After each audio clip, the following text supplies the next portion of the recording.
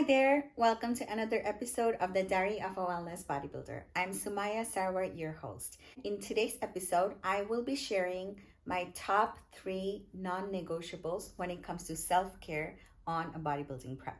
When we commit to a bodybuilding show, we are pretty much committing to putting our body, our mind, and everything through tremendous amount of stress for somewhere between 12 weeks to 16 weeks to 20 weeks, or however long your prep is. And sometimes the stress even begins before we start our bodybuilding prep, because we all know bulking is no piece of cake either.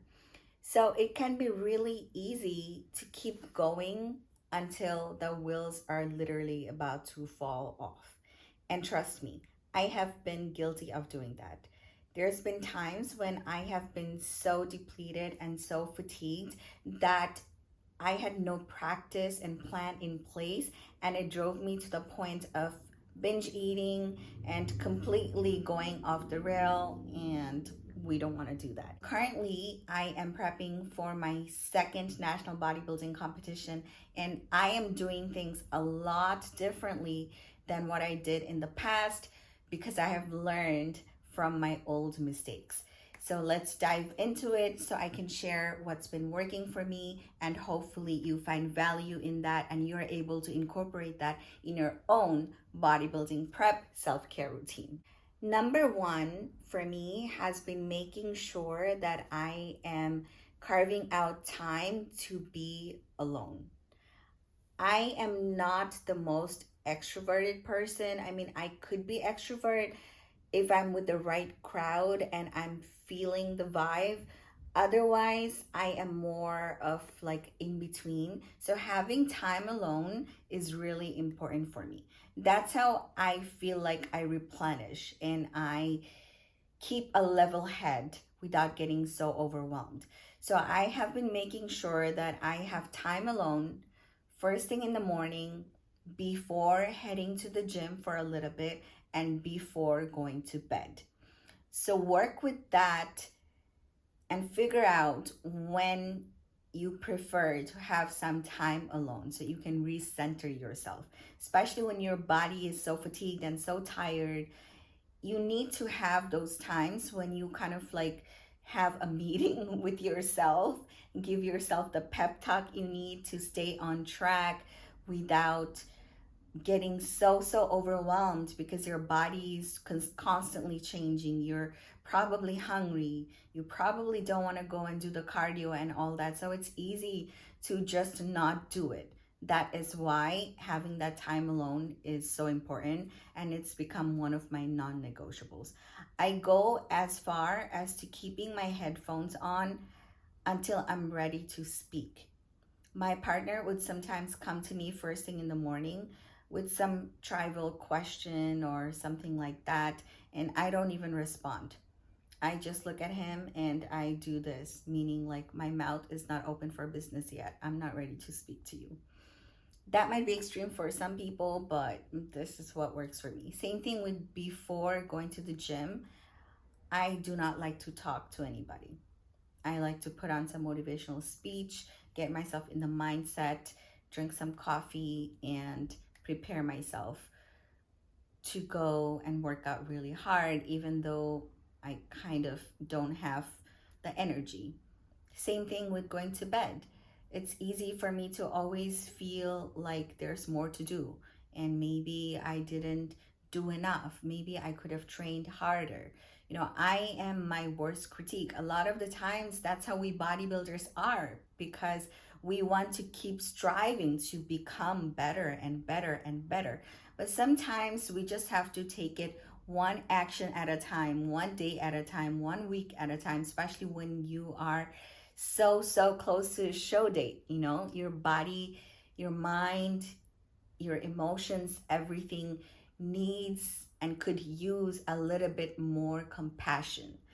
But we don't give ourselves that compassion, right? So that's why before going to bed, I like to have some time alone, express some gratitude to myself, and be like, okay, this, I did well today. So bravo, Sumaya, good job for that. and this we can improve on tomorrow. So that way I am not feeling like I failed for that day. Number two on my list of self-care and non-negotiable is to making recovery practices a priority on a day-to-day basis. It can be really easy to just go, go, go, go, go. We have cardio to do. We have posing practice to do. We have meal prepping to do. We have dishes to wash. We have those dirty gym clothes to wash, laundry. We have to go to the gym and train ourselves. And then there is post-workout cardio. And if you work or you have a business to run and family and all that, the list of things that needs to be done is up there, right? So sometimes when it comes to recovery practices, such as doing some foam rolling or stretching before a workout or taking an Epsom salt bath, those things take a back burner because those are not like a priority, quote unquote, that needs to be done right away. And those things sometimes force us to just slow down. At least for me, I have to force myself to slow down because there's always so much to do and I just want to keep doing. And that's something I'm working on, teaching myself that it's okay to slow down, it's okay to relax, it's okay to rest, because when I rest, that's when my body is recovering. That's when I'm giving my muscles time to just like chill, So I have been working on doing at least one thing every single day that is related to my recovery. For example, yesterday I took an Epsom salt bath. Today I am training upper body, so after I get back from the gym and eat my meal, I'm going to take my foam roller and do some of that. And tomorrow I'm training legs, so maybe before the workout I will do a few stretches. That way I'm able to stay on top of my mobility, because being an NPC wellness bodybuilder where I'm training very intensely when it comes to lower body 3 times a week, the fatigue catches up to you. Now, I'm not saying go get a massage every single week. That is not cost friendly. If you're getting your massages from a good sports massage therapist, like how I do, those sessions cost $100+, even if you buy them in bulk. So I get those massages only once a month, which I will be getting on Sunday, thankfully. That's going to be my last one before getting on stage. But those little things that we can do without spending money, we need to make those a priority, because our body is there to help us get to the finish line. So we have to treat it with respect, treat it with kindness and love, and make recovery a priority. That I want you to remember, because I did not value that for a long period of time. But now that I'm in this game for X amount of years, I'm learning the importance of that. My third and final tip is to limit your interactions with anything or anyone that produces unnecessary stress in your life. Now is not the time for you to be getting stressed out unnecessarily, because certain stress is part of the process, right? And you have to be prepared for other stress the universe, the world, the work, the family can throw your way. We can't prepare for every single thing, but there are things that you can manage. If you know a person likes to argue, limit the amount of time they have with you, if possible. Stay away from those conversations that tend to escalate, from deep conversations where people play devil's advocate. This is not the time for that. Put that away, do your show.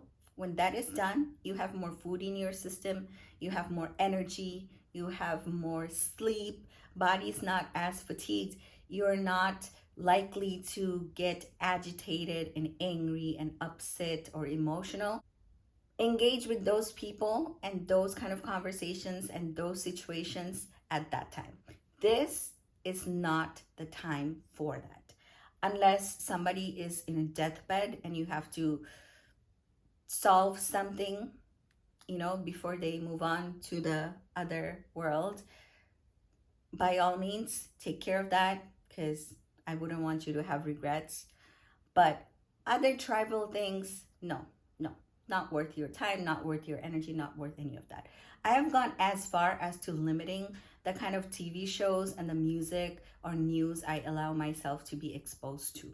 I live in New York. I don't need to know which area had a shooting, where there was an accident, and this and that, because that does not necessarily involve me at this point in time.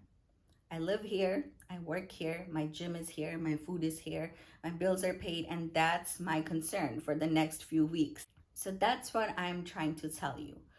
Manage your stress level, manage your cortisol level. That is going to make you retain water, and that is going to make it difficult for you to lose the last bit of body fat that you're trying to lose, so you can come in your most conditioned version to the stage. These are my top 3 non-negotiables when it comes to self-care on a bodybuilding prep. This is what's been helping me. I am only 4 weeks out from my next show. I'm so close to the pro card, and I'm really, really grateful to have you joining along in this journey.